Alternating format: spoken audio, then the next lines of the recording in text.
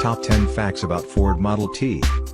Note 10. After won a race it was nicknamed the Tin Lizzie. The Ford Model T went by a few nicknames, including the Flivver and the Leaping Lena. However, its most common nickname was the Tin Lizzie. The Model T got the name from a race. At the time, car dealerships regularly hosted automobile races to publicize the cars in their collection. One such race was held at Pikes Peak in Colorado in 1922. One of the contenders was Noel Bullock and his Model T, which he called Old Liz. Old Liz was truly old. Its body paint had faded, and its hood was missing. Spectators started calling it the Tin Lizzie over concerns that it looked more like a tin can than a vehicle. Nevertheless, the battered Old Liz went on to defeat the cleaner and more expensive cars in the race.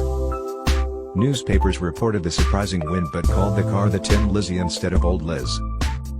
The name stuck. Number 9. It was replaced with the Model A. Henry Ford called his first car the Model A. The next was the Model B and so on until he reached the Model T.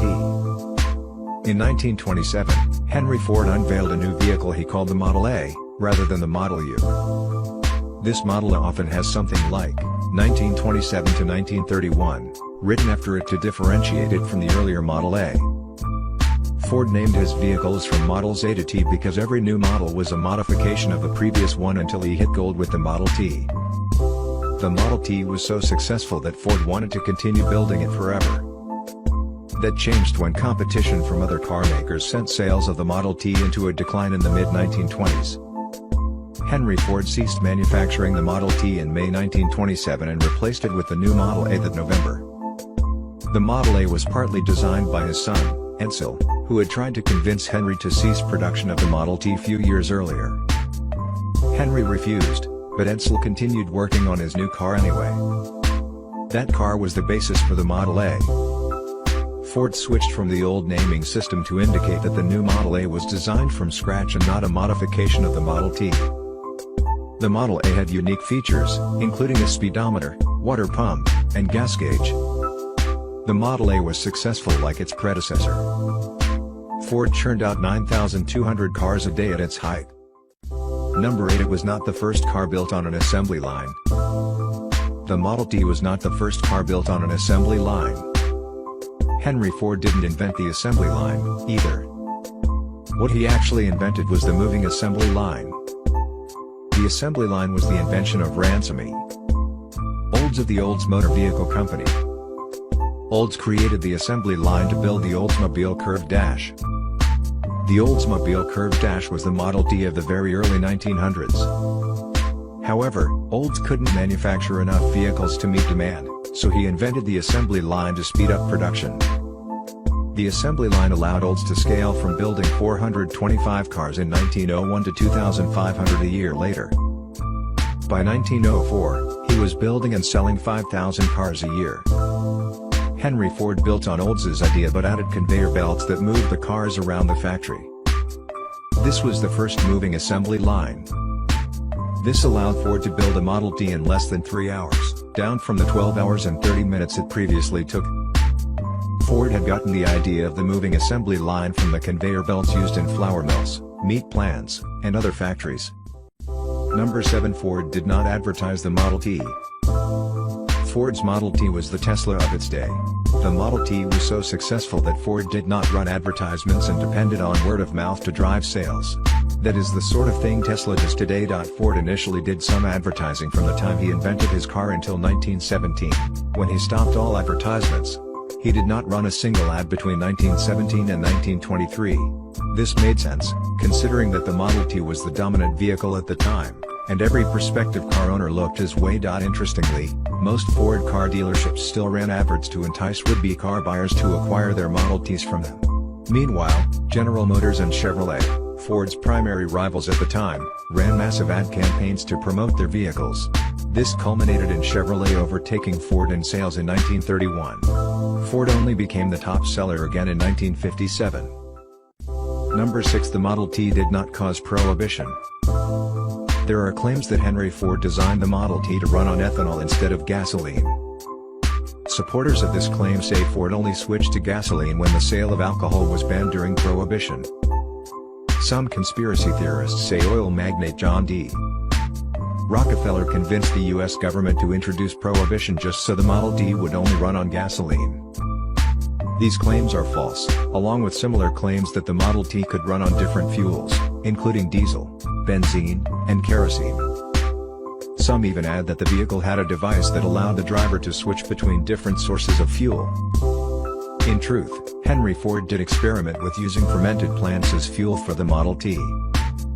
He even made statements indicating a possible switch from gasoline to ethanol. However, he made those statements in 1916 and 1925, when the Model T had been in production for some time. Ford never made the switch because gasoline was dirt cheap at the time. Number 5. It was unbelievably difficult to drive. The Ford Model T was unbelievably difficult to drive.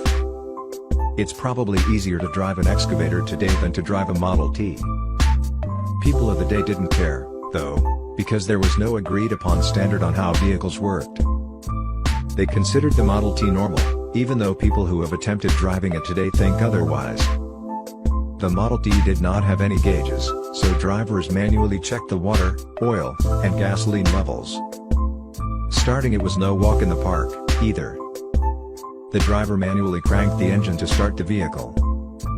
The engine sometimes backfired, which could break the driver's arm. Ford included an electric starter in models made from 1919 onward. The Model T's throttle was operated by hand. The firing of the spark plugs was also controlled by hand. The driver had to operate both while driving. The vehicle had 3 pedals. One was the brake, while the other 2 involved shifting gears. The brake pedal was installed at the far right, where we have the gas pedal today. One of the 2 gear pedals allowed the driver to switch between first, second, and neutral, depending on how far in they pressed it. The other was for reverse. Number 4. Henry Ford once said the Model T was available in any color so long as it is black. The first Model T cars were available in red, blue, green, and gray. Later Model Ts were only available in black. Henry Ford switched to an all-black vehicle because the different paint jobs slowed down the assembly line. However, car dealerships were unimpressed because they wanted to offer more choices to their customers. Some of the customers were complaining, too. The dealerships later requested that Ford make more color options available. They also appealed to Ford to make different versions of the Model T, the sort of thing car makers do today. Henry Ford is said to have stated, "Any customer can have a car painted any color that he wants so long as it is black." He also added that he would continue to build only the Model T without any modifications whatsoever. In his 1922 autobiography, My Life and Work, Ford mentioned that he'd actually made the statement in 1909, a year after he built the first Model T. However, Ford didn't start releasing only black Model Ts until 1914. He wrote that not one person thought he had made a good decision. Ford acknowledged the need to listen to customer complaints but noted that when the suggestion is only as to style, one has to make sure whether it is not merely a personal whim that is being voiced. Number 3. It was quite versatile. The Model T was a very versatile vehicle. This meant that people used it for more than just getting around. The Model T was used as a tractor, snowmobile, grain mill, sawmill, and more. Repurposing of the Model T was so common that businesses sprang up to provide aftermarket kits to turn the Model T into something other than a car. Magazines of the day also dedicated columns to teach people how to modify their Model T to serve some other purpose. Individual owners also modified their vehicles to taste. One minister turned his Model T into a mobile church. Rail companies replaced the wheels of the Model T with metal tracks, turning them into rail cars. They used the rail cars to inspect the tracks and switch engines between trains and rail yards. Other owners turned their Model T into mills by replacing one of the rear tires with a leather belt drive connected to a pulley. The engines of damaged Model Ts were not spared from work, either. They were removed and used to power boats and pumps. Number 2. Poland modified it into a war vehicle. Poland created an armored version of the Model T in June 1920. It was called the Ford FDEB, alternatively known as the Model 1920 or the Ford TFC. The vehicle was the brainchild of one Tadeusz Tański, pictured above with his invention, who worked with the Polish Ministry of Military Affairs at the time. The Ford FDEB was developed as a part of Poland's desperate attempt to win an ongoing war against the Soviet Union. Poland and Ukraine had formed a coalition against the Soviet Union at the time. But the Soviet Union had invaded and almost overrun Ukraine. Poland feared it was next. Poland decided its 120 Renault FD tanks were too slow to outmaneuver the Soviet cavalry. It needed something faster. Tański came up with a proposal to weld steel armor captured from the German army during World War I to the chassis of a Ford Model T. The result was the Ford FDB. The Ford FDB was small and fast, just as the Polish army hoped. It only required a driver and a machine gunner to operate. However, it was notoriously uncomfortable. The machine gunner could not even stand upright when firing. A later proposal to build 90 improved versions was rejected after the war ended in 1921. Number 1. The Model TT. Most people do not know that Henry Ford made a truck version of the Model T. The Model TT was a Model T with a bed in place of rear seats and a heavier frame. As we mentioned earlier, Ford never wanted to make any other version of the Model T. However, he made an exception after observing many Model T owners replace their rear seats with a wooden bed. The first Model TT truck went on sale on July 27, 1917. Ford sold 209 vehicles before the year was over. Chevrolet jumped on board the pickup bandwagon a year later in 1918. Dodge followed suit in 1924. The Model TT went out of production in 1927 and was succeeded by the Model AA truck the same year. The Model AA was rebadged as the successful F-Series in 1948. The F-Series has been a top seller in the U.S. vehicle market since 1977.